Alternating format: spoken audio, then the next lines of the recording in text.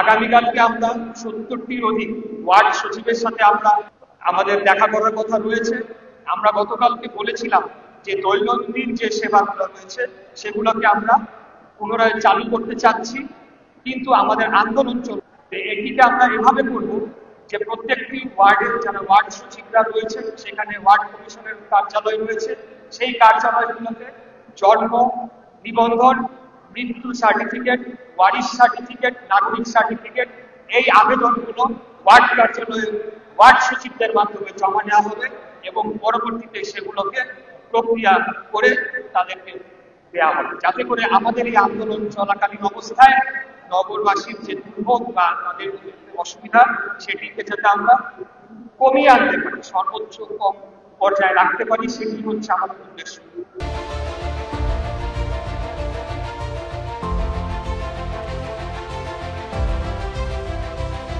এটি হচ্ছে আজকে আমাদের যে আজকে পর্যন্ত আমাদের যে কার্যক্রম সেই বিষয়গুলো আপনাদেরকে অবহিত করার জন্য আজকে এই প্রেস কনফারেন্স আহ্বান করেছি। তা আমাদের বক্তব্য এখানে শেষ। আর আপনাদের মাধ্যমে আমরা সরকারকে আবারও আহ্বান জানাতে চাই যে তারা যাতে আর জনদুর্ভোগ না বাড়িয়ে আর কালক্ষেপণ না করে, আর একটা মিনিটও যাতে তারা কালক্ষেপণ না করে দ্রুততম সময়ে যাতে বাংলাদেশের সর্বোচ্চ আদালত মহামান্য আপিল বিভাগের রায় পরিপ্রেক্ষিতে আমাদের যে মেয়র হিসেবে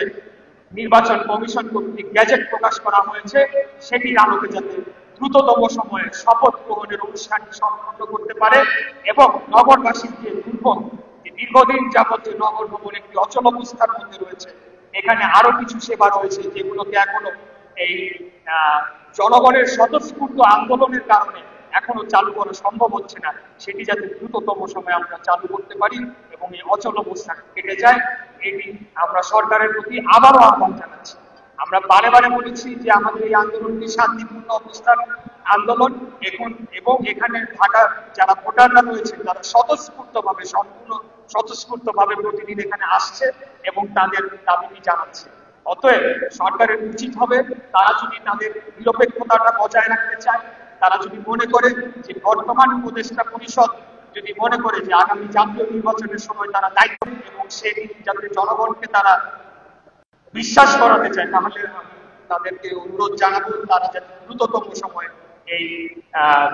শপথ গ্রহণের যে অনুষ্ঠান সেটিকে বাস্তবায়ন করে, আর অন্যথায় কিন্তু এই আন্দোলনটা আমাদের ভুল হবে না। আমি স্বপ্রণোদিত হয়ে দায়িত্বভার গ্রহণ করার আপনারা আমার একটি অতীতের বক্তব্যের পরিপ্রেক্ষিতে হয়তো এই কথাটি বলছেন। আমি বলেছিলাম যে যদি বর্তমান সরকার তারা শপথ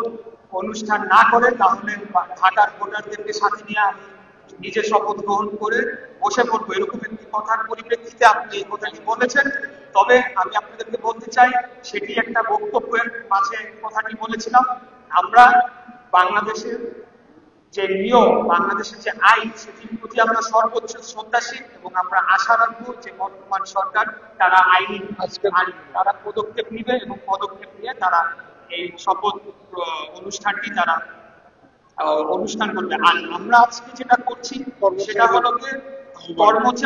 শ্রমিক কর্মচারী ইউনিয়নের মাধ্যমে যারা বিভিন্ন পর্যায়ে নগর ভবনের সেবা দিয়ে যাচ্ছে জনগণকে, তাদের সাথে আমরা মত বিনিময় করছি।